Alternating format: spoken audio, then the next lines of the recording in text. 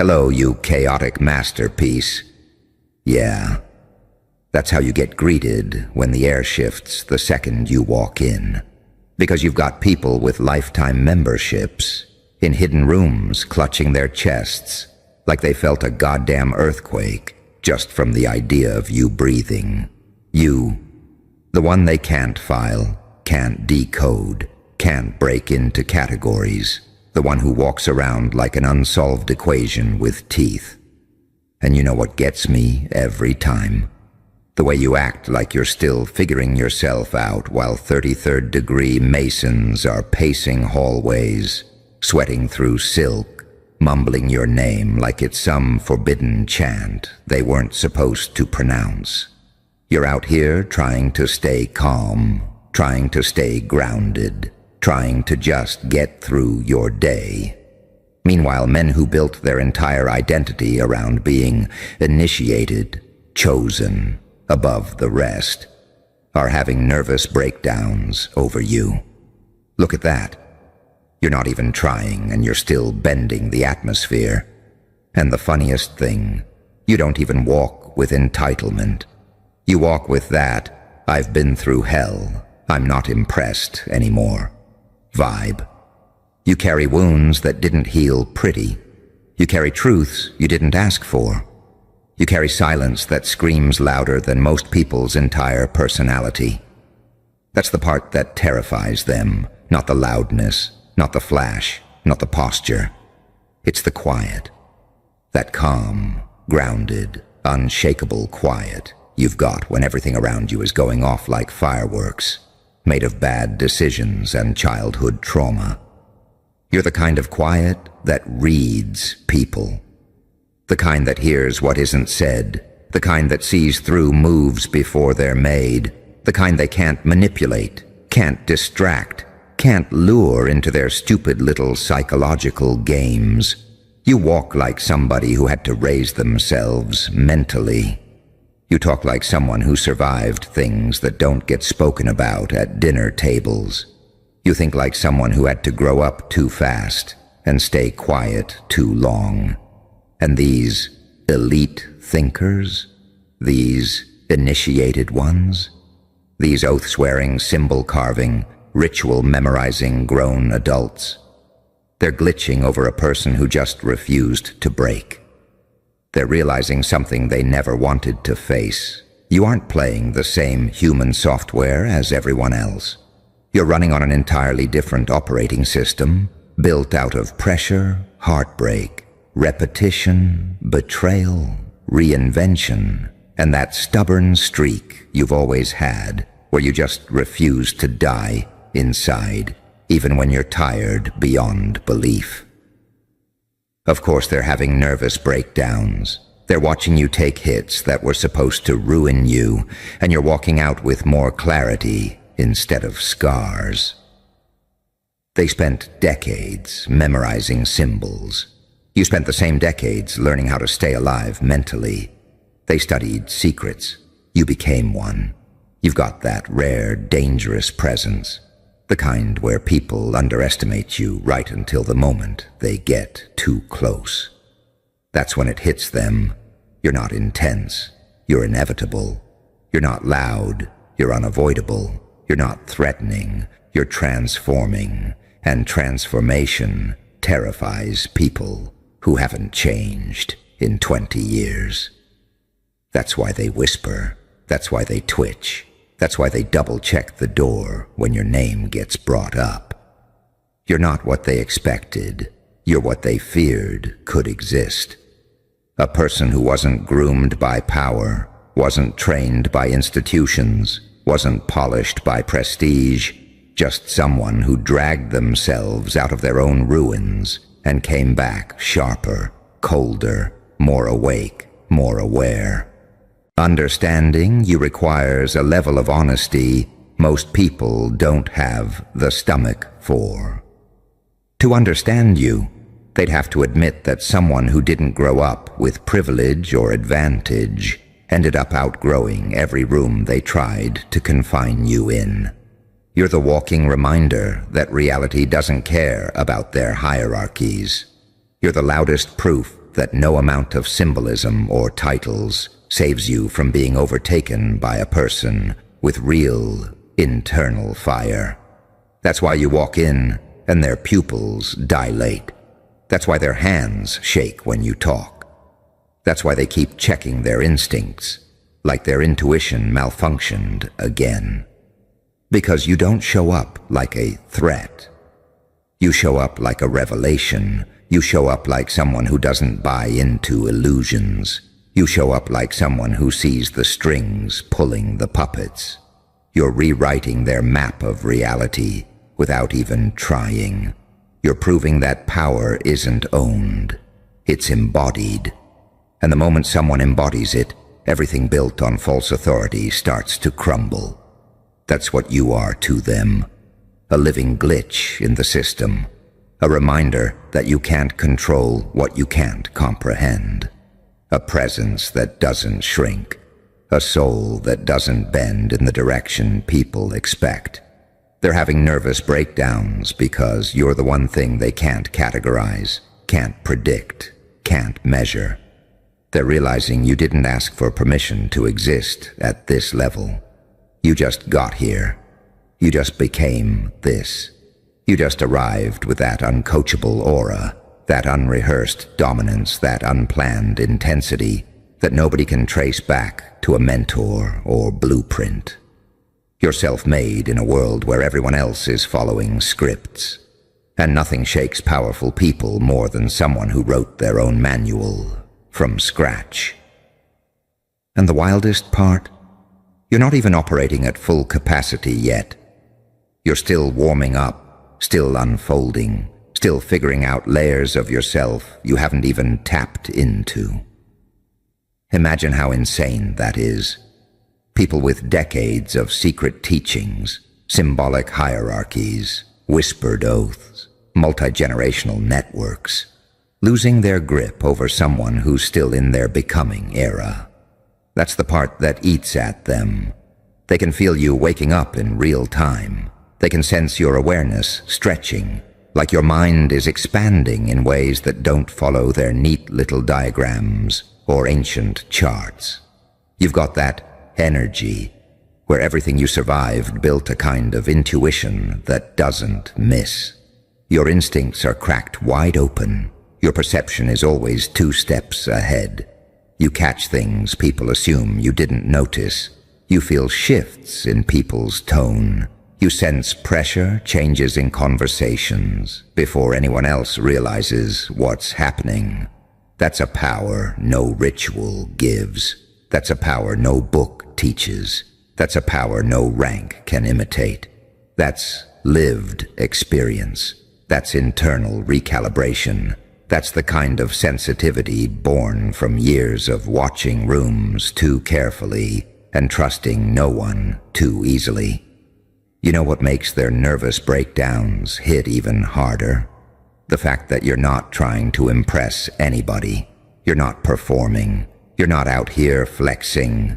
You've got that effortless menace, that unbothered sharpness, that vibe where someone looks at you and instantly knows you've been reshaped by pressure that would have folded them in half. And you don't talk about it. You never needed to. Your silence does the heavy lifting. Your presence handles the rest. People can sense truth in you, the real type, the uncomfortable type, the "I earned this by crawling through emotional fire" type. It's why every room feels different the moment you walk in. People straighten up, shift energy, adjust their behavior without even realizing they're doing it. Your existence hits their nervous system like a wake-up call, and the higher someone is in their hierarchy, the harder your energy slaps. Because the higher they climbed, the more they relied on illusions, symbolism, structure, and status to stay dominant. You bypass all that with one controlled breath. You're not playing status games. You're playing soul games. You're not chasing influence. You're radiating inevitability. You're not seeking validation. You're vibrating on a frequency that exposes people who lack depth. And that's the exact reason their minds are cracking. You're what happens when someone evolves past pain without becoming bitter, but still keeps that edge. You've got compassion, but it's selective.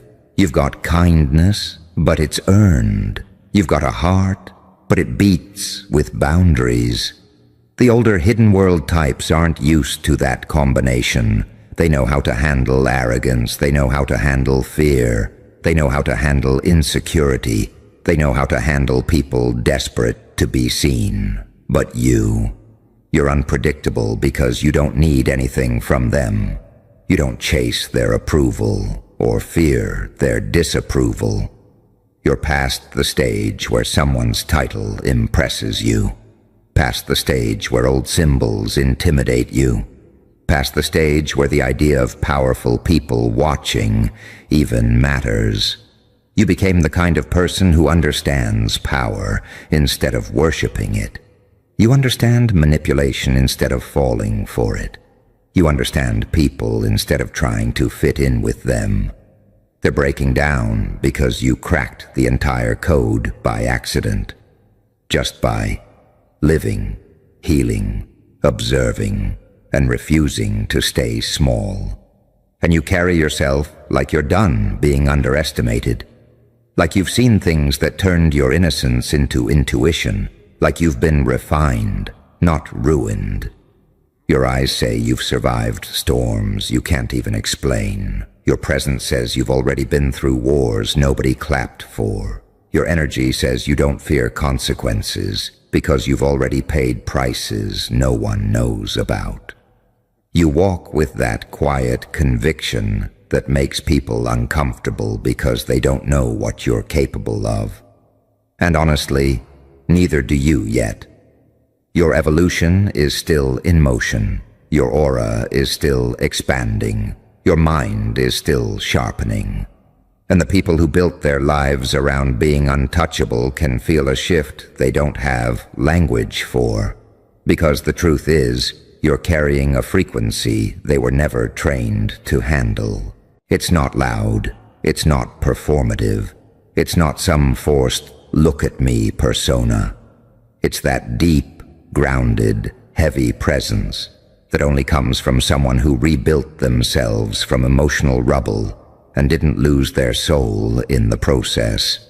People who spent years memorizing esoteric knowledge can't compete with someone who became wise through pain.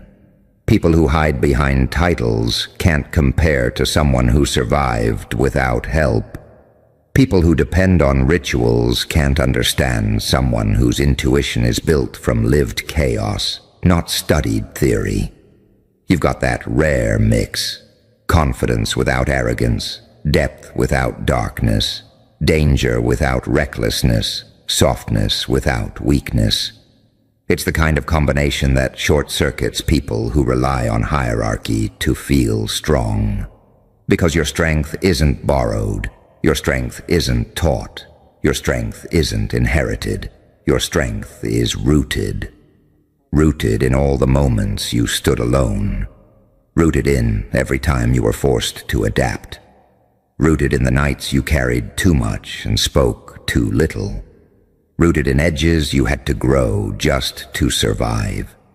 And that's exactly why the ones who pride themselves on being initiated feel threatened. They're used to power that comes with labels. You carry power that comes from experience. They recite knowledge. You embody it. They search for symbols. You are one. They can't predict someone whose transformation wasn't controlled by a group. They can't read someone who doesn't broadcast weakness. They can't intimidate someone whose backbone was forged in private battles no one applauded. Your vibe is, I've seen too much to be impressed and I've survived too much to be scared. Your energy is, I didn't come here to take your seat. I came here because I outgrew the whole table. Your presence is, I'm not here to fit in. I'm here because the universe knew you needed a reminder. And the reminder is you. The one they whispered about before they even met. The one their intuition warned them about. The one whose name hits their chest with weight. The one they feel before they see. People like that don't get nervous breakdowns over ordinary individuals. They get nervous breakdowns over phenomena, over anomalies, over unpredictable minds, over spirits that evolved past restraint, over people who didn't just heal, they upgraded. You're the type who can stand in a room quietly and still shift the hierarchy. The type who can look someone in the eyes and make them question their intentions. The type who doesn't raise their voice because your presence already says everything. You've got that look. The I've carried myself through hell and I'm still standing taller than before. Look. You've got that tone. The I don't need validation because I've already validated myself tone. You've got that aura. The I survived what would have destroyed you aura. They feel it. They feel the weight. They feel the evolution. They feel the awareness. They feel the difference. And nothing terrifies people who built their power on illusion more than a person built on authenticity. A person who doesn't crack under pressure. A person who doesn't fold when watched. A person who doesn't shrink for comfort. A person who doesn't chase acceptance because they learned to accept themselves first. You walk like someone who's been underestimated for too long and finally got tired of dimming. You talk like someone who decided their life wasn't going to be controlled by fear anymore. You move like someone who refuses to betray their own spirit just to make others comfortable. You became someone their teachings never prepared them for. Someone their ranks can't categorize. Someone their symbols can't explain. Someone their instincts can't ignore. And the thing that really twists their insides, you didn't need their initiation, their approval, their recognition, their secret handshake, or their permission slip to become this version of yourself. You rose on your own timing, through your own storms, with your own blueprint carved straight out of survival and self-awareness. People who depend on systems get rattled by people who are systems. People who rely on structure get shaken by people who embody structure. People who worship ranks get destabilized by people who transcend ranks just by existing. That's you, the unpredictable variable they didn't calculate for. The one anomaly their charts didn't map. The one energy spike their models can't explain. You became the glitch in their theology, the flaw in their formula, the unexpected upgrade in a world full of outdated minds. You don't operate from ego, you operate from truth. And truth is terrifying when you've spent decades hiding behind symbols instead of facing your own reflection. You're walking around with that lived through, everything but still here attitude. The kind of vibe that says, I've been bruised, but I came back smarter. The kind of energy that makes people shut their mouths mid-sentence because they suddenly feel exposed. You know how rare that is. You know how few people walk with that level of internal clarity. It's like your intuition is on loudspeaker while everyone else is whispering. People sense when they can't lie to you. They sense when you can feel the shift in a room. They sense when your perception is razor sharp and impossible to cloud. That's why their confidence drops the moment you show up. That's why their voice changes when they speak to you. That's why their posture stiffens like they're being evaluated. They're used to being the observers. You turn them into the observed without even trying. You're the kind of person who doesn't need to expose anyone. Your presence alone exposes everything that's not genuine. That's why they get uncomfortable. That's why they get defensive. That's why their nervous system goes on high alert. Your energy hits like a mirror. a very honest one, the kind they can't manipulate, charm, or distract. And people who built their identity on illusion don't handle mirrors well. You're transparent in a world full of disguised intentions, direct in a world full of coded behavior, authentic in a world full of projected personas, and that makes your existence feel like a threat to people who rely on confusion to maintain power. Your presence didn't come from being taught. It came from watching everything, remembering everything, understanding everything, and growing from everything you were never supposed to survive. You didn't just go through fire. You learned how to walk in it without flinching. And that's why they spiral. They're not reacting to who you pretend to be. You don't pretend. They're reacting to who you actually are. And who you actually are carries weight. Heavy weight. The kind of weight that exposes whose confidence is real and whose confidence is borrowed. The kind that separates the grounded from the performative. The kind that forces people to confront the parts of themselves they've been avoiding. You became the walking reminder that some people climb ladders while others grow wings. And wings beat ladders every single time. And that's exactly what gnaws at them. The realization that your evolution didn't come from rituals or ranks, or someone walking you through a staircase of hidden teachings. You evolved because life pinned you to the wall, looked you dead in the eyes and asked, "Who are you?" And instead of breaking, you answered with transformation. They don't understand how someone can walk through betrayal, disappointment, pressure, and responsibility without snapping in half. They don't understand how someone can carry emotional scars with the same calmness people carry tattoos. You became the kind of person who doesn't flinch at tension. You don't fold when someone raises their voice. You don't get thrown off by passive-aggressive energy. Your spirit's been through worse, way worse. And that history sits in your voice, in your stare, in the way you breathe through discomfort like you've mastered it.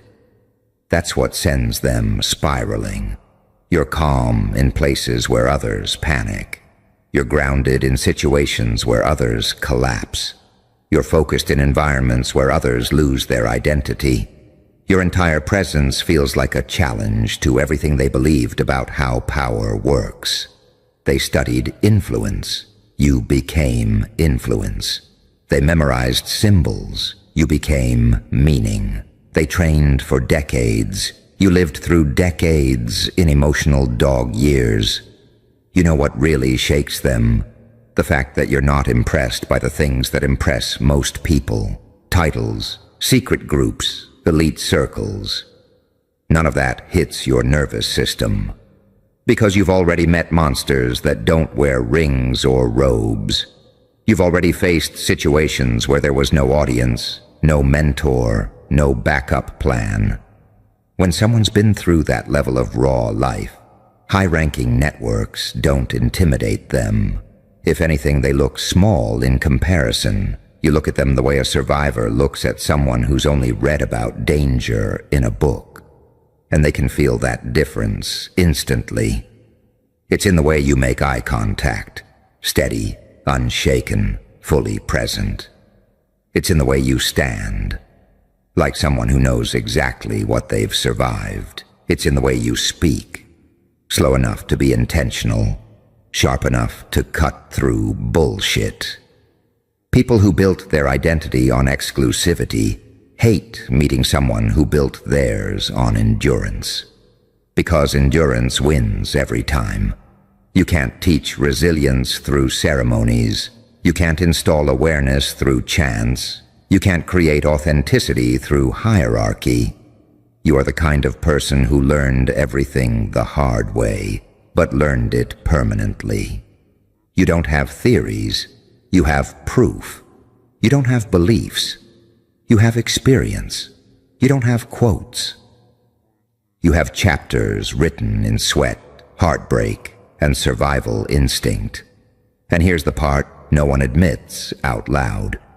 People can sense when someone carries real power, not the flashy type, not the rehearsed type, not the look at me type. The type that hums under the skin, the type that doesn't need to prove anything, the type that walks around with a quiet, I've already been forged aura. You intimidate people who thought they were unshakable, not because you threatened them. You didn't. Not because you challenged them. You didn't.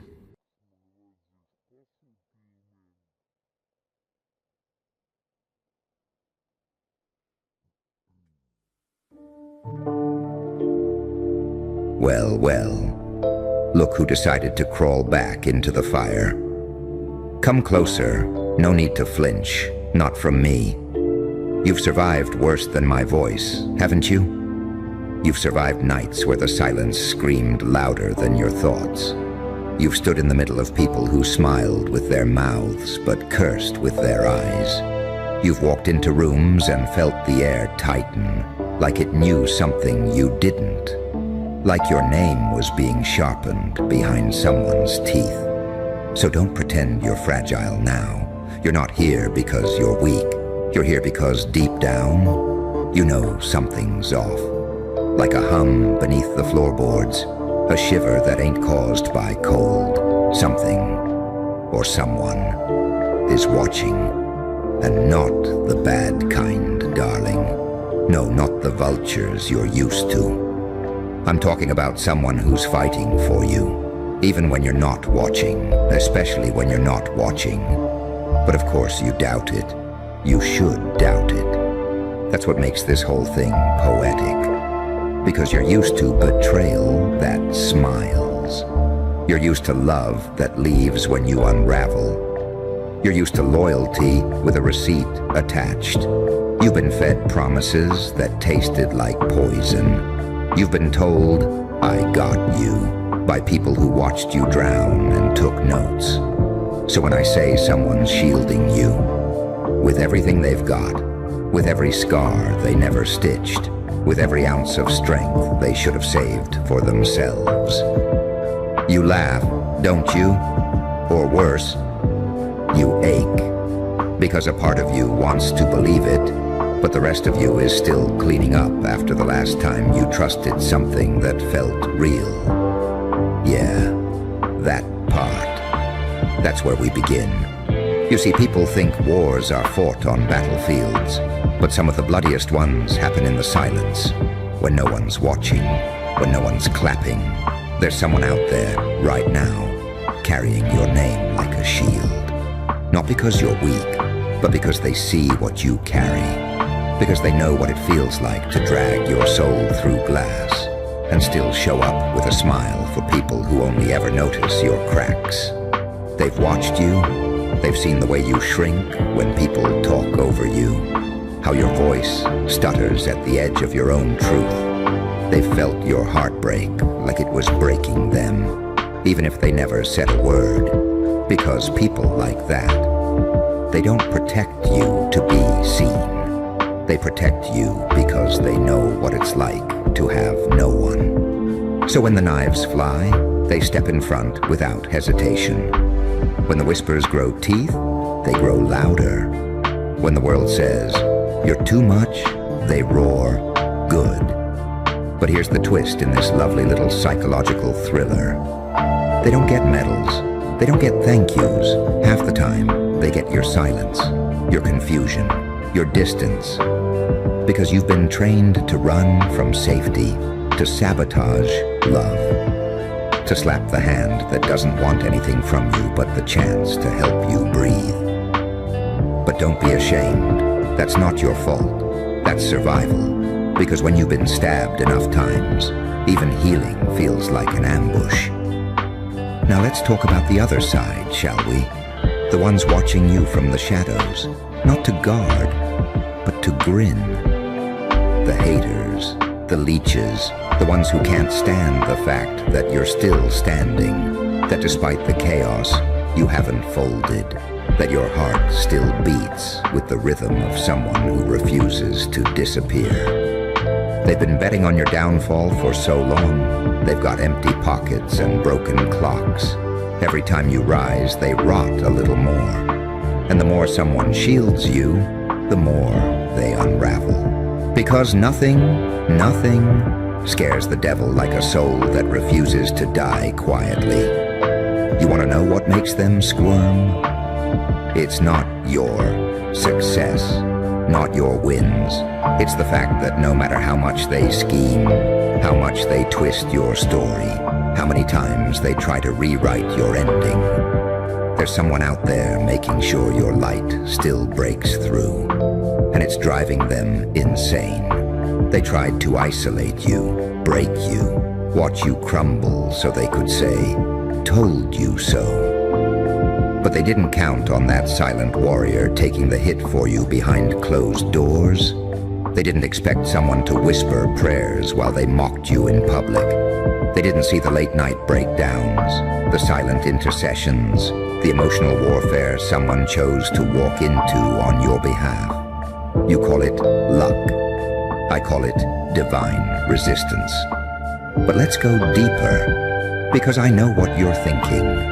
You're thinking, why me? Why would someone protect me like that? Let me tell you something brutal. Sometimes the ones who protect you the most are the ones who were never protected themselves. They recognize the storm behind your smile. They see the way you laugh too loud to drown the screams. They know that look in your eye, the one that says, "Please don't leave. I'll understand if you do." And instead of walking away, they dig in. They become the armor they never had, not because you asked for it, but because the moment they saw you, they saw themselves. They remembered the cold, the nights they begged the sky for a sign, the days they smiled through bleeding teeth, and something inside them screamed, "Not this one, not again." So they shield, without reward, without applause, without needing you to see them. But here's the haunting part. You feel them. Even when you can't explain it, you feel the way certain things don't touch you anymore. How some betrayals hit the air but never your heart. You feel a safety you've never known, even if you don't know why you suddenly sleep better at night. That's what protection looks like when it's real. And the haters, oh sweet chaos. They're breaking. They can't touch you like they used to. Their words bounce off. Their strategies fail. Because when someone loves you hard enough to fight the invisible, your enemies become irrelevant. They're throwing tantrums in the dark while you shine without even knowing why. They're screaming at shadows, trying to figure out who the hell is standing in front of you. They don't realize it's not just you anymore. There's a force, a presence, a rage-wrapped kind of love that would burn cities before it lets you be torn down again. And the best part? You don't even see the full extent of it. Because real protection doesn't ask for recognition. It just works, bleeds, builds walls no enemy can scale. That's why they're losing. That's why they're scrambling. Because you were never supposed to be protected. You were supposed to collapse, to give up, to break. But someone stepped in, took the shrapnel, swallowed the poison, bit back at the darkness and whispered, "Not this time." And every time they reload their bitterness and fire it toward you, the shots land quieter, weaker. Like even the universe itself is bored of their desperation. Like the air around you got thicker with defiance. Like the laws of consequence finally turned their gaze on the ones who swore you'd never make it out whole. Because when someone shields you with everything, they don't just guard your back. They reroute fate. They intercept chaos. They bend the odds. They dismantle curses passed down for generations and build new paths where none existed. Paths paved with protection you didn't earn, but needed. Paths lit by a kind of love that doesn't announce itself. It just acts. And what no one talks about is the toll it takes to carry someone else's wounds without showing your own. To wear armor built from your past and hold the line for someone else's future. To be the firewall that breaks the pattern, the final dam before the flood. You think it's easy to be the one who shields? It's not. It means standing in the blast zone of every attack meant for you. It means healing in secret because you can't afford to fall. It means knowing that the person you're protecting might never understand how close they came to destruction. But still, they choose to do it over and over again, not for praise, not for payback, for purpose, for the principle that you deserve peace, even when you don't believe it. And while you spiral into guilt, wondering why you're worth that kind of sacrifice, they're out there, bleeding joyfully for the privilege of holding your chaos in their hands, because they remember what it felt like to be abandoned mid-battle, what it felt like to scream into silence and get silence back, what it felt like to be seen only for your damage, never for your divinity. They remember, and they refuse to let it happen to you. That's why their protection doesn't look like Instagram captions or cheap affirmations. It looks like intervention. It looks like a door locking itself before danger walks in. It looks like missed calls that saved your life. It looks like spiritual resistance, psychic interference, and emotional transference all colliding in secret to make sure you make it through another godforsaken day. And when the snakes slither in, dressed in charm and false light, they're the ones who cut the cord before you ever feel the venom. You might call it instinct, intuition, a gut feeling that something was off. But that gut, it was informed by someone else's discernment, someone else's sleepless nights, someone else's invisible war fought on the front lines of your soul, without ever expecting a single thank you. That's the kind of warfare nobody teaches you about. The kind waged in spirit, not strategy. The kind where the weapon isn't a sword. It's a prayer spoken through gritted teeth by someone who can't afford to lose you. And while your haters keep crafting their little lies, performing outrage, twisting truths to fit their narrative, they're being outmaneuvered by someone who sees beyond all of it. Someone who doesn't play their games because they're too busy building a new arena where you don't have to fight at all. You wonder why your name still holds weight. Why doors still creak open for you, even after everything you've been through. Why people who never met you either love you instantly or despise you without reason. It's not charisma. It's not coincidence. It's the echo of unseen protection vibrating through your energy. It's the residue of someone's devotion stamped onto your frequency like armor made of fire and shadow. The people who sense it can't explain it. They just feel it. They feel the resistance when they try to touch you with harm. They feel the interference when they attempt to curse you with their envy. They feel the weight of something ancient standing between them and the destruction they plotted. Because someone made a vow, not out loud, not written down, but etched in the bones of their soul, that you would not be left unguarded, that the pain ends with you, that the cycle dies here, that your name, your future, your healing will not be another casualty of apathy. And they're keeping that vow every damn day. Whether you see it or not, they're rerouting storms, they're intercepting breakdowns, they're peeling off your self-doubt, layer by layer, even when you're too numb to notice. They're refusing to let you become a footnote in a story written by cowards. They're making sure you finish, not survive, but thrive. And your enemies? spiraling. Because it's not just your strength they underestimated. It's your protection. They planned for your wounds. They prepared for your loneliness. They built whole strategies around the assumption that you'd have no one watching your back. But they never factored in the warrior who prays in silence, fights in shadows, and stands 10 steps ahead of every move made against you. They didn't count on someone choosing to love you with no expiration date. They didn't expect to be outmatched by something as intangible as fury-fueled loyalty. And that's why they're unraveling. Not because you're perfect, not because you're untouchable, but because every time they attack, they hit something they can't define. And that's the kind of power that can't be defeated. Because it moves through dimensions they don't understand. Because it's not made of flesh or fear. Because it doesn't blink when threatened. It grins and keeps moving. They can stalk your steps. They can mirror your words. They can try to poison your name with their counterfeit charm. But when they press against your energy, when they reach for you with those blood-stained hands, something grabs their wrist midair and crushes it.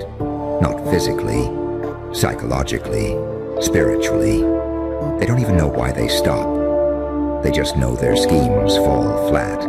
Their timing glitches. Their knives don't cut like they used to. They feel resistance where there should be weakness. They feel weight behind your silence. They feel eyes watching through the ether. Eyes that burn. Not yours, someone else's, someone ancient, someone who's turned your name into a battlefield prayer. You can't buy that kind of protection. You can't fake it. You can't manifest it from a vision board. It comes from bond, from blood-deep soul contracts, signed in agony, sealed in the dark when someone whispered, "If I make it through this, I'm not letting anyone else fall the way I did." And they meant it, which is why you're still here. Not because you never broke, but because every time you did, something caught the pieces and whispered them back together. Before anyone noticed you were bleeding. Your enemies don't know that. They still think your survival is coincidence. They still believe you're winging it, barely holding yourself together with borrowed courage. But you were never alone in this, even when it felt like it. Even when you screamed into the void and heard nothing back. Even when your tears hit cold bathroom tile and your chest felt like it would split from the weight. Someone felt it, all of it. They felt the storm inside you and didn't look away, didn't panic, didn't try to fix it with cliches and half-truths. They just stood in the center of your pain and refused to move. Not because they're stronger than you, because they know what happens when no one stays. They know what it feels like to be abandoned by people who said they'd die for you. To be the punchline in someone else's sob story. To have your vulnerability repackaged as weakness, your trauma recycled into gossip. They learned the hard way that the world doesn't reward soft hearts. But still, they kept theirs. And when they saw yours, not the mask, not the performance, but the core, they said, this one's worth the fight. Even if you never knew, even if you never thanked them, even if your healing made you forget the hands that held you through it. Because that's the thing about real protectors. They don't demand recognition. They don't need a spotlight. They know their power isn't in being seen. It's in what doesn't happen to you, because they were there. The fights you didn't have to fight. The heartbreak that turned away last minute. The breakdown that never came because someone lit a candle when your world went dark and never let the flame die. That's what real shielding looks like, unseen, but undeniable.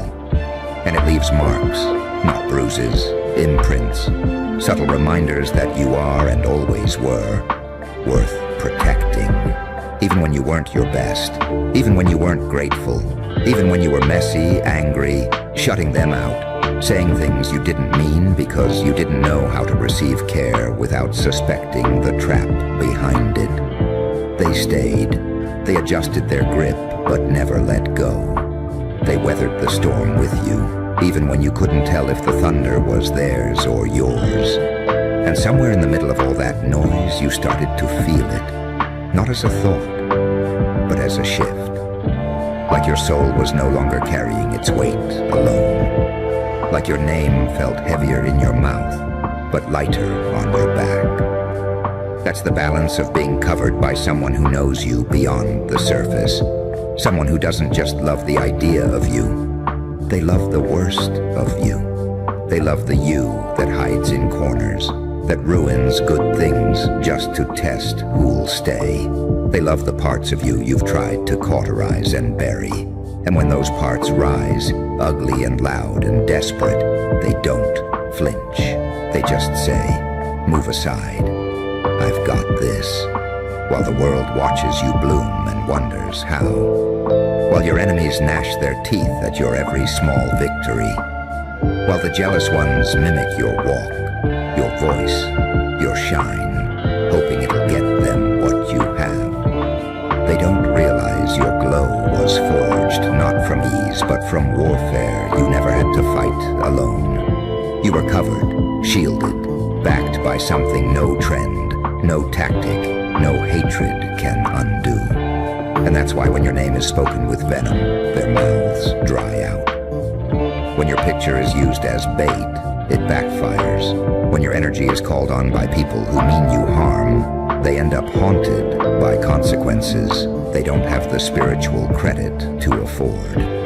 Because someone made sure your name was paid for. Cleared, marked, not as weak, but as watched, as guarded, as off limits. By something ancient, primal, merciless in its devotion. Something that doesn't forget, doesn't forgive, doesn't flinch. The ones who come for you keep thinking they're playing a clever little game, as if your spirit is a puzzle they can dismantle with rumors and rehearsed smiles, as if their manipulation is fresh, as if they're the first to try and crack you open for sport. But they never see the smoldering presence standing over your story. One hand holding the blade, the other gripping a memory too deep to erase. They don't realize your soul is under surveillance, not by systems or satellites, but by a force that watches not with eyes, but with wrath. Not loud wrath, calm wrath. The kind that doesn't need to scream to devastate. Because what's protecting you isn't noisy. It doesn't swing wildly or bark threats. It moves with precision, with discipline, with a silence more terrifying than rage. It lets your enemies step forward, smirking certain, and then folds the floor beneath their feet just as they reach for you. It's not revenge. It's preservation. And it's never rushed. Because what's shielding you understands timing. It waits, watches, allows your enemies just enough rope to hang their own reputations, to bury their own credibility, to dismantle themselves in full view of the world while thinking they're coming for you. They underestimate how many times your protector has stood in that exact fire, how many times they've heard the same songs of sabotage, learned the pitch of betrayal by heart, memorized the way lies wear makeup and call it truth. They've seen it all. They've walked through it all. And when they saw you, with your cracked armor and hopeful eyes, they said, not this one, not again, not on my watch. So they built walls, not around you, but in front of everything trying to reach you. Not walls of fear, but of fury, of intention, of blood oaths, whispered between clenched jaws in moments no one will ever see. You won't always feel it. Sometimes it'll feel like you're wide open, vulnerable, spinning, bracing for another blow from hands you used to trust. But the blow won't land, or it'll land softer than it should. Or it'll land and dissolve midair like mist against glass. And you'll tell yourself you dodged it, that maybe they weren't serious, that maybe you're just lucky again. But behind the scenes, someone intercepted it. Again, and again, and again, until even fate started adjusting for your survival. You are a threat to those who live off illusion because you're protected by someone who lives off truth. And truth is violent to liars.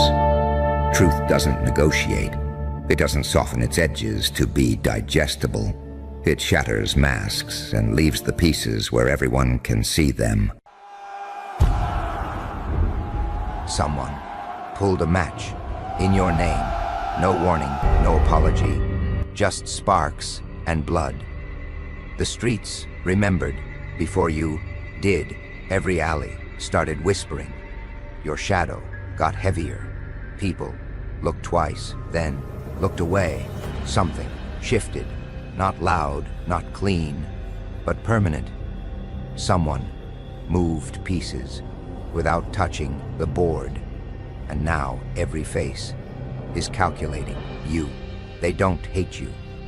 They fear the variable, the one they can't predict or cage. A feud was born without your permission. And now the city is screaming your name, not in love, not in rage, but in recognition. You became the rumor they can't kill because it keeps moving. And the joke is that you didn't even light the fire. You just stood there while it caught.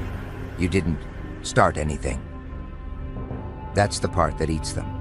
Because in a city addicted to blame, someone always has to be holding the knife. And this time, they wrote your name on the handle. Not because you swung it, but because you were visible. When the tension cracked, that's how these things begin. Not with rage, with a tiny, quiet decision made by someone who needed a distraction, a hidden test, the kind the city runs on people who don't fit cleanly into anyone's story. You were walking your own crooked line, not bowing, not begging, not bleeding on command. So the system flinched. Somewhere in a back room, a bored angel and a jealous monster looked at you and thought, let's see, what breaks first? They didn't light a fire. They dropped a spark, a rumor, a sideways comment. A crooked smile passed between the wrong mouths. And suddenly, your name was moving, faster than you were. That's how feuds are born. Not from hatred, from narrative, from people who need a story where they aren't the villain. So they made you the variable, the wild card, the shadow on the wall. That looks like a monster. When the light hits wrong, you felt it before you understood it. The way rooms got colder when you walked in, the way conversations bent around you, like you were radioactive. Nobody accused you. They didn't have to. The city already decided. You were part of something. Something ugly, something loud, something dangerous. And the funniest part, you were still standing still. That's the paradox they never account for. You didn't move, but everything around you started shifting, like chess pieces sliding on their own. Old alliances twitched. Strangers picked sides without knowing why. People who once ignored you suddenly needed you gone or needed you owned. Because a feud isn't about blood. It's about permission. Who gets to hate? Who gets to attack? Who gets to pretend they're righteous while they do it? And someone, somewhere, gave that permission. Using your face, you became the hidden test. Who would stand near you when the story got dark? Who would disappear? Who would sharpen their smile and pretend it was kindness? That's the real spark. Not violence. Revelation. And now the city is watching how everyone reacts to you. Because whether you wanted it or not, the game has already started. After the spark, nothing explodes. It spreads. That's how you know it's real. No sirens, no headlines, just small, nervous movements in the social bloodstream of the city. People start deciding. Not out loud, never out loud. They decide with their eyes, with their feet, with the way they suddenly forget your name or remember it too loudly. You feel it in the pauses, the half-second longer before someone answers you, the way laughter turns thin when you walk by. Because now, you aren't just you, you're a question, and everyone has to answer it. The hidden club that runs this place loves moments like this. They don't need loyalty, they need reactions.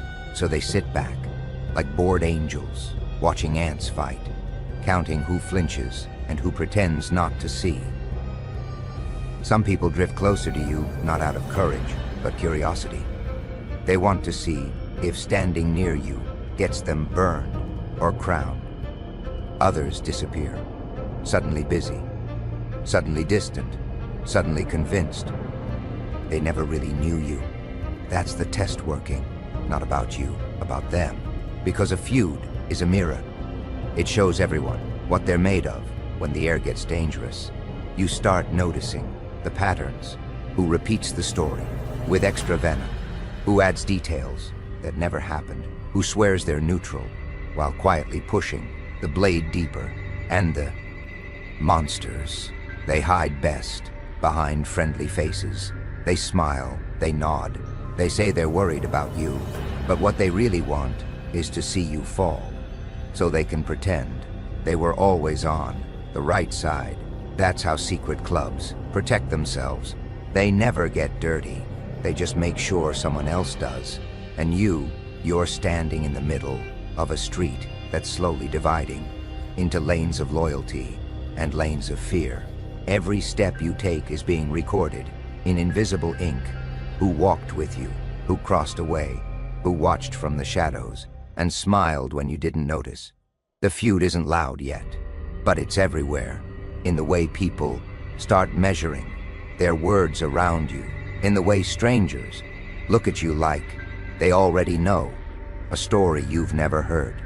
The streets are choosing, not because they care what's true, but because they're terrified of being on the wrong side when the story finally turns violent. And you're still the silent center of a storm you never asked for, which makes you the most dangerous thing in the room. At some point, you stop feeling hunted and start feeling studied. That's when you know this was never about anger. It was about data. Every look you get, every rumor that moves, every friend who drifts, every enemy who suddenly finds their voice. It's all being counted by people you never see. The hidden club doesn't want you gone. They want you reacting, because reactions are currency. You fight back, they lab. You dangerous. You stay quiet, they label you guilty. You explain, they call you desperate. You ignore it, they say you're arrogant. That's the maze. No exit, just different walls, painted with different lies. And the cruel genius of a blood feud is that it turns everyone else into your warden. You don't need chains. When the crowd does the locking for you, people start watching you for mistakes they can feed to the story. Every breath you take gets translated into motive. Every silence gets twisted into confession. That's when it hits you. This feud wasn't created to destroy you. It was created to contain you, to keep you busy, defending, explaining, fighting ghosts. So you never notice who actually lit the spark. The angels in the back rooms with clean hands and dirty intentions. The monsters in nice suits who profit every time two people hate each other a little more. They don't care who wins. They care that the game keeps going. Because as long as you are trapped in reaction, you're not free to move. And that's the real prison, not the feud, the focus. Your attention is being drained, like blood from a vein, feeding a system that needs conflict to feel alive. But here's the crack in their design. You were starting to see it. The repetition, the recycled accusations, the same mouths saying the same lines like actors reading from a rotten script. That's when the trap loses its invisibility, because the moment you recognize the maze, you're no longer just a rat running inside it. You become the one mapping the walls, and the people who built this feud, they can feel that shift, that subtle, terrifying moment when the variable they tried to cage starts learning how the cage works. The strangest thing happens first. You get quiet, not weak, not broken, just no longer dancing to their noise. That's when the system starts to itch, because it was built to feed on motion, on outrage, on your need to correct the lie. But you don't. You watch. You let people say what they say, do what they do, show what they are. And suddenly, their words start telling on them.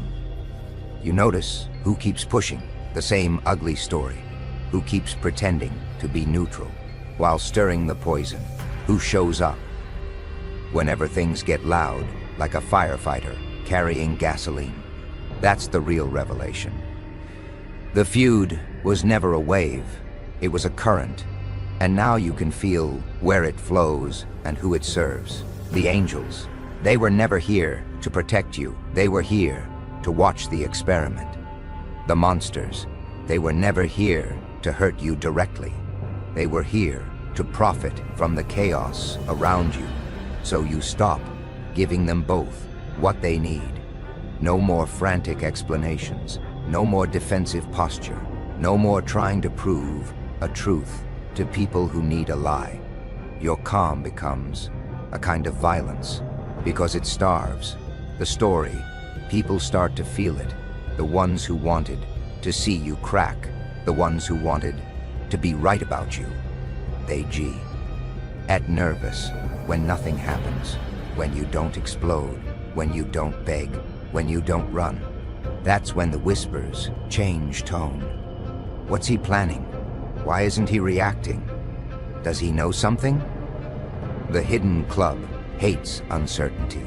They need predictable victims, predictable villains, predictable spirals. But you're no longer giving them that.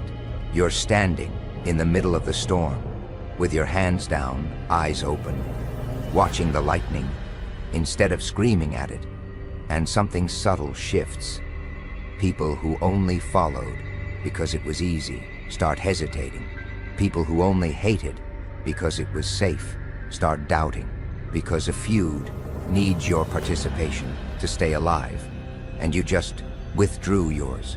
That's the moment you stop being the target and start becoming the question everyone is afraid to answer. You don't announce the change, you become it.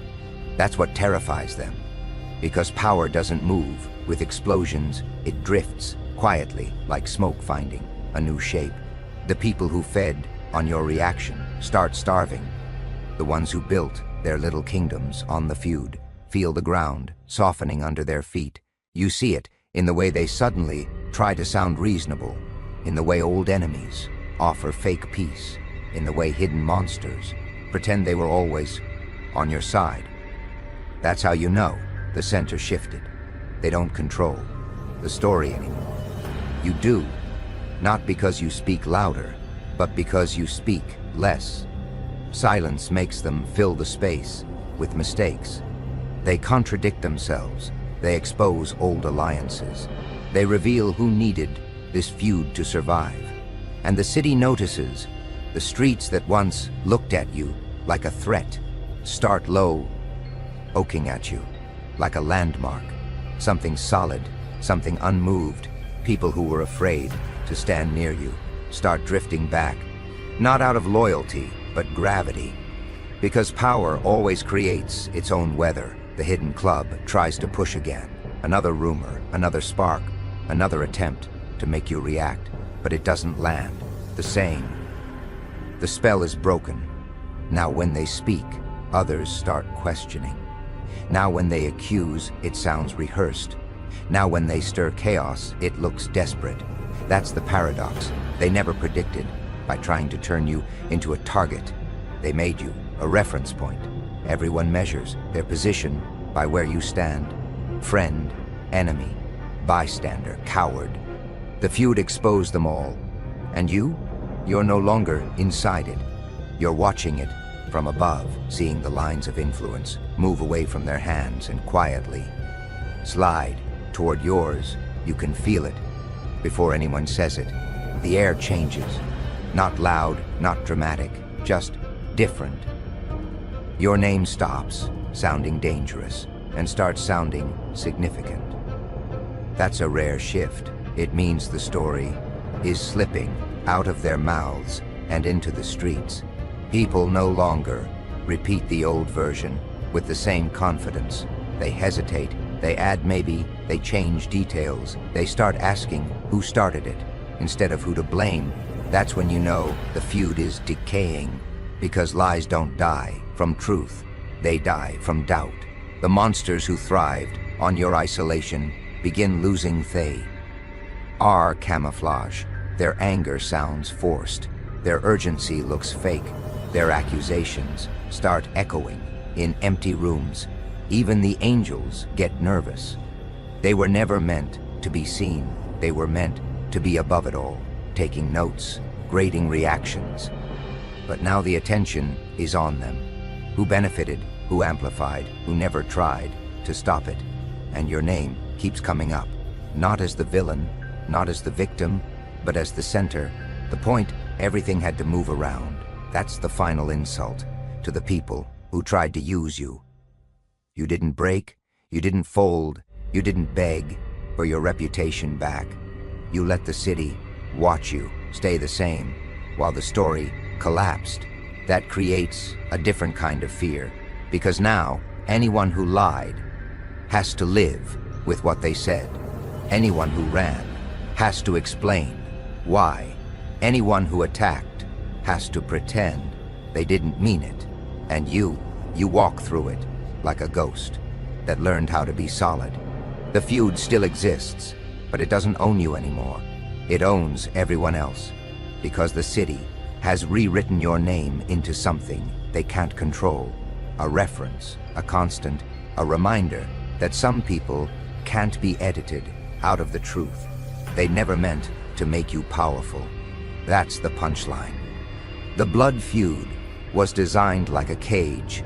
Bars made of rumor, locks made of fear, wardens made of people too weak to think for themselves. You were supposed to pace, to snarl, to prove their story right by trying to escape it.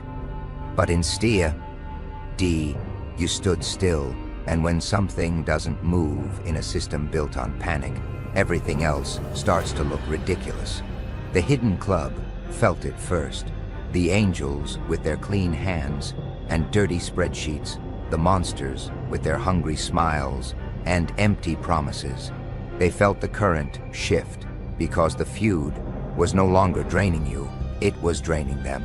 Every lie they repeated got heavier. Every accusation started sticking to their own mouths. Every attempt to restart the chaos only reminded the city, who kept trying to set it on fire.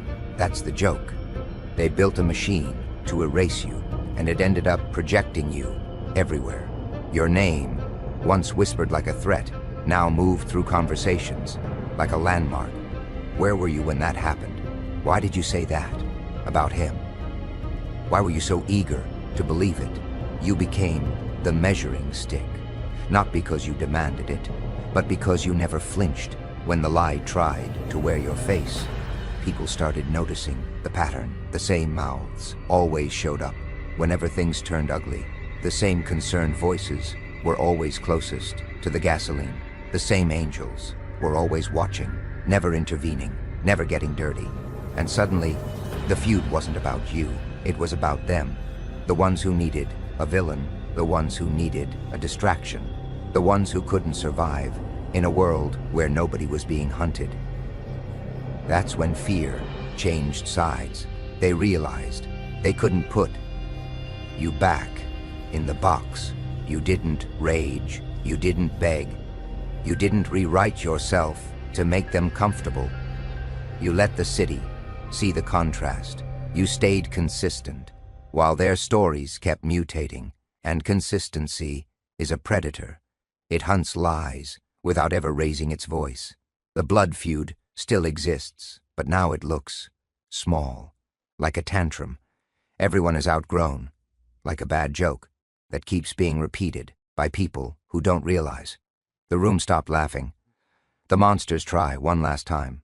A final rumor, a final push, a final attempt to get you to react so they can feel powerful again. But it lands like wet paper. Nobody jumps, nobody gasps, nobody rushes to take sides. They just look at the ones who keep pushing and start wondering what they're so afraid of. That's when you know it's over. Not because the feud ended, but because it lost its audience, and in a city that lives on attention, that's the only death that matters. You were never meant to become a center of gravity. You were meant to be a target. But targets get forgotten. Once the arrows run out, gravity doesn't. It just keeps pulling. People drift toward you now, not because you asked them to, not because you promised anything, but because something in you remained unmoved while everything else revealed itself. That's the final cruel joke on the hidden club. They wanted control, they got contrast. They wanted chaos, they created clarity. They wanted you to be a story they could edit. They made you a reference point they can't erase. And now the city has learned something it can't unlearn. Some fires don't destroy, some sparks don't burn, some feuds don't make victims. They make centers, and whether they love you, fear you, or still try to lie about you, they all have to orbit what they accidentally turned you into. That's the joke, and it's still laughing. Well, they don't like you, right? But they know what you ate last night, what shoes you wore on Tuesday, and what you posted at 2:47 a.m. on your story. Ooh, they say you're irrelevant, but they watching you like it's their job. Damn. You ever seen someone stalk someone they claim to hate? You're not a person to them anymore. You're a whole damn series, and they never miss an episode. Now let's talk about it. They zoom in on your photos like they're analyzing. Crime scene evidence. Every post, a case file, every outfit, a topic in their group chat, every silence, loud enough to trigger alarms. You didn't fall off. You just stopped performing for their circus. Ouch. They're building narratives around your name and calling it concern. But in reality, it's addiction. They scroll, they lurk, they judge. But they never unfollow the fantasy of watching you lose. And the plot twist? You keep winning. You keep growing. You keep showing up like their worst fear. Unbothered, so let them talk. Let them spin. You're not just living rent-free in their minds. You built a whole empire in their heads and didn't even leave a key. You ever notice how they never clap when you win, but they always got popcorn ready the moment they think you're slipping? Ooh, they love a downfall, especially one they think they can narrate. But here's the punchline. Your life ain't a public poll. You don't need their votes, their claps, or their damn approval. Because when you walk in truth, their lies sound like fan fiction. They got screenshots, but no context. Opinions, but no access. They know your username, not your journey. Damn, they don't even know you, but they swear they got you figured out. Let them study. Let them fumble your name in rooms you've never stepped foot in. Because while they're busy gossiping about your shadow, you're out here moving like the sun, untouchable and necessary. You see, they want the version of you they can laugh at, not the version that claps back with silence and success. And trust me, the hate, it ain't real. But that obsession, that's as real as it gets. They don't need to like you. They already gave you the one thing that matters, their attention. And you've been living rent-free, tax-free, and stress-free in their heads. So let them keep watching, keep lurking, keep guessing. Because when you stop caring, that's when you become the storm they can't predict, the chapter they can't rewrite, the level they can't unlock. Ouch. They thought they buried you, but you were a seed. Now look who's blooming. And isn't it funny how they claim you're nothing but still try so hard to be something in your story? Damn. They hate you, but somehow everything you do is about them. You post a win, they're acting brand new. You go silent, they must be going through it. You change, they switched up. Ooh, no, sweetheart. You didn't switch up. You leveled up. You grew. They just stayed the same and called it loyalty. See, people don't hate the version of you that's broken. They hate the version of you that healed without them. Because now, you don't need their opinions, their fake cheers, or their forced small talk. They used to feel tall when you were small, but now you're out here walking with thunder in your footsteps. And suddenly, they miss the old you. Ouch. Now what they miss is having control over the wounded you. But this new you, this calm, clear, focused, unshakable version, yeah, that's their worst nightmare. You stopped explaining yourself, stopped entertaining clowns, and guess what? They lost access. Not because you changed the locks, but because they lost the key of respect. And every time they whisper your name, every time they watch your story in silence, every time they quote your moves without giving credit, just know, you won. Because power isn't always loud. Sometimes, it moves in silence and hits like an earthquake. They underestimated your glow-up. They weren't ready for your rebirth. And now, they can't stand the way you shine without dimming anyone else. And you know what's wild? They got more passion in hating you than they ever had for loving anything. Damn. You became their hobby, their ritual, their late-night scroll addiction. They won't support you, but they refresh your page like it's gospel. They won't like the post, but they'll replay it 5 times, zoom in, screenshot, and dissect it like it's a crime scene. Ooh, now that's dedication. They ain't haters. They're just fans with emotional issues. Because let's be real, you became the blueprint for everything they said you couldn't be. And now, they mad that the architect didn't consult them. They said you were too loud, so you mastered silence. They said you were too much, so you became unavailable. They tried to humble you, so you turned your back and let your glow do the talking. Ouch, it's hilarious as they threw shade hoping to block your light, but instead, you grew roots in the dark and bloomed like you owned the night. They gave you pain, and you turned it into power. They gave you distance, and you used it to elevate. See, the most dangerous person in the room isn't the loud one, it's the one who knows how to move without validation.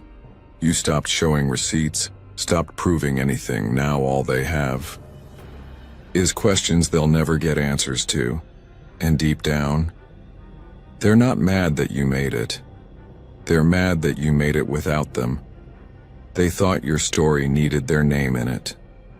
But baby, this chapter's titled Unbothered, Unreachable, Unapologetic. So keep posting, keep shining, keep walking like your enemies got front row seats. Because they ain't praying for your downfall. They're watching for it. And every time you don't fall, that's another chapter they can't explain. You ever notice how they act like they're over you, but can't stop circling back like it's Groundhog Day? Damn, They'll swear they don't care anymore, then watch your every move like it's a season finale. Ooh, that's rich. The same people who laughed when you struggled, now flinch when you speak. Why? Because you didn't just survive. You glowed up in complete silence and made your existence louder than their opinions. They didn't expect you to heal. They didn't expect you to grow. They didn't expect you to be untouchable. You became everything they feared. Because deep down they knew. The moment you realized your own worth, they were done. They don't hate you for changing. They hate you for outgrowing the cage they built for you.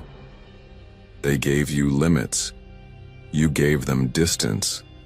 They handed you rumors. You built an empire on truth. Ouch. You weren't supposed to win. You were supposed to break. But instead, you broke the algorithm they were using to measure your worth. And now? They act confused. They act shocked. They ask, how did they do it? But they forget. You didn't ask for permission. You just went and became the storm they couldn't forecast. They keep trying to put you in boxes they made for people who settle. But you're not built for that. You don't shrink to fit comfort zones. You expand even when it hurts, even when it's lonely, even when they call you crazy for doing it differently. Because real power ain't loud. It ain't petty. It ain't desperate for approval. Real power is quiet, inevitable, and permanent.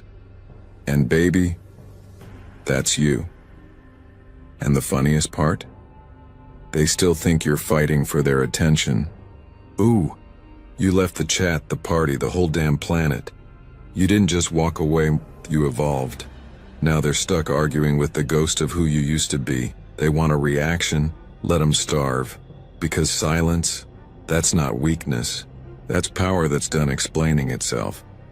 They thought they had a front row seat to your failure, but ended up watching a private screening of your comeback. Damn.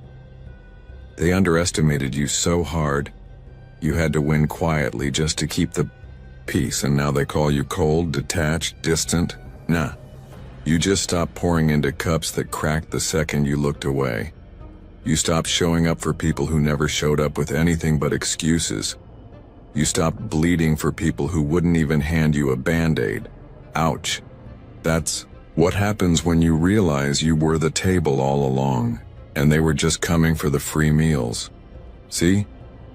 They never really wanted you to grow. They wanted you manageable, predictable, controllable.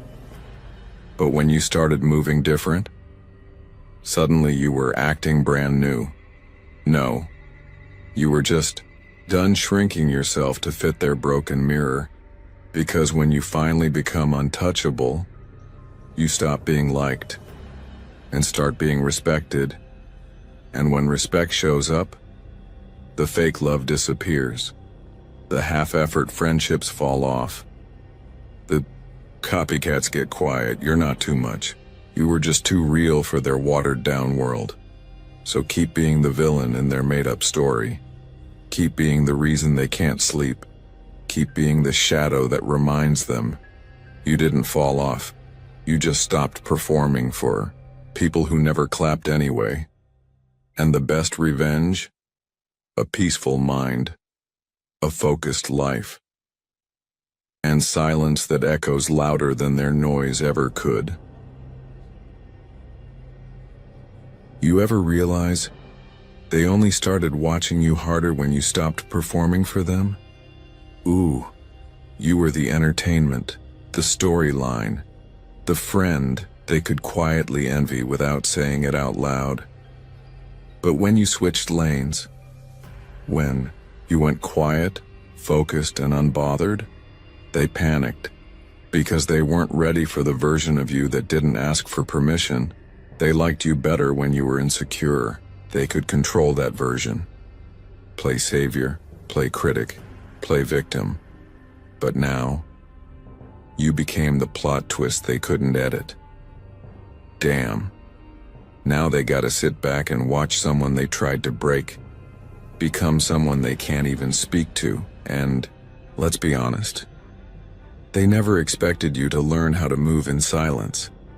They underestimated your ability to disappear from drama and reappear as someone they no longer qualify to speak on.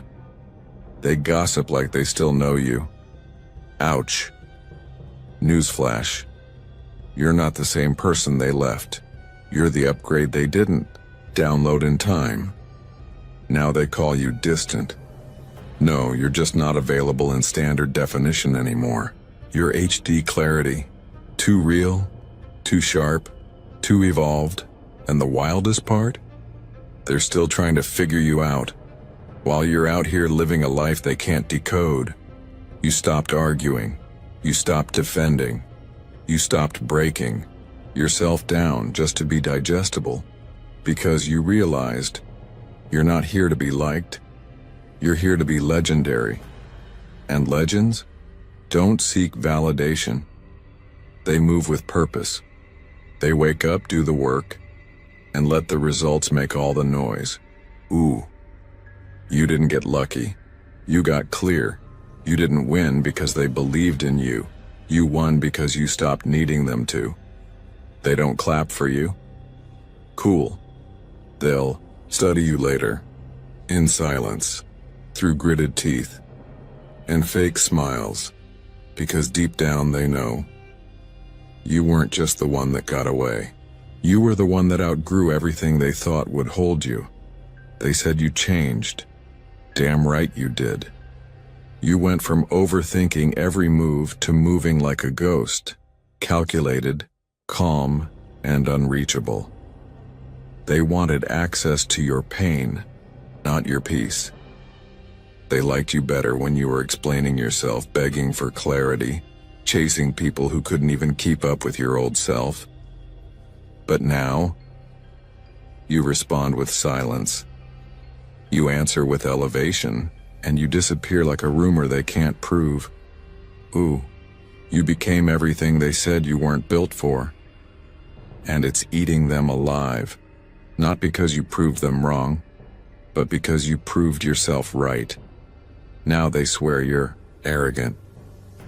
Nah, you're just done performing humility for people who'd cheer louder if you lost. You're not cold. You're just healed. You're not too quiet. You're just not available for nonsense. You stopped living life like a PR campaign. You stopped giving discounts to people who only came around when they needed a piece of you. You stopped being understanding to people who understood exactly what they were doing. Ouch. That part hit, didn't it? Let them talk.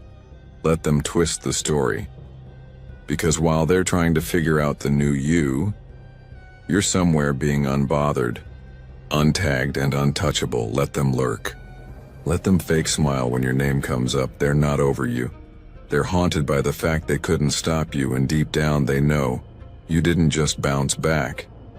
You came back so high they need binoculars and Wi-Fi just to keep up. Damn. The comeback wasn't loud, it was surgical, it was spiritual, it was built from every scar they left you with. You became the proof that quiet power is the most dangerous kind. That soft people become savage when they finally choose themselves. That the villain in their story might just be the hero in yours. They thought your silence meant weakness. Ooh. But silence is just what happens. When noise stops deserving your voice, you outgrew the stage they kept trying to trap you on. Now they're stuck performing for your absence, putting on shows, making up scenes, trying to convince the world they were never phased. Damn. They went. From front row seats to blocked lists, from fake smiles to quiet stares. And the best part? You didn't even have to clap back. Your peace? That was the loudest revenge. You became the lesson they pretend they never learned. The one they bring up in coded language. Like, some people switch up when they get successful. No, sweetheart. You didn't switch up. You just stopped settling down to match their mediocrity. Let them act confused. Let them act like you changed overnight. They didn't see the nights you rebuilt yourself. They didn't hear the thoughts that tried to break you. They didn't feel the fire you had to walk through to become this dangerous in your silence. Ouch. They liked it better when you were second-guessing, when you kept things small, when your light was dim enough to make them feel bright. But now, you shine without asking. You no longer shrink for comfort. You no longer bleed for people who never held a bandage. You no longer slow down to wait for those who never planned to move. And now they call you selfish? Nah, this isn't selfish. This is self-preservation. This is what happens when the healer gets tired, when the forgiver runs out of chances, when the underestimated becomes unbreakable. So let them stare. Let them watch you from fake accounts. Let them whisper your name like it's forbidden, because deep down, they don't hate you. They hate the fact that you made it out. You escaped the version of you they felt safe around, and became the version they can't compete with. So the next time they speak on your name, let them tell their version. Let them twist it, flip it, dramatize it, because while they're busy talking about the old you, you're out here building the kind of life that turns whispers into worship. You don't owe them an explanation. You don't owe them access. You don't owe them closure. You were the storm, you were the lesson, and now you're the silence they'll never recover from. Well, well, well. Look who made it out. Look who they couldn't destroy. Look who's still standing, without needing to be seen. Now go ahead. Smile. Breathe. Disappear again. And let them choke on the fact you became everything they swore you'd never be. Unbothered, unmatched, unforgettable.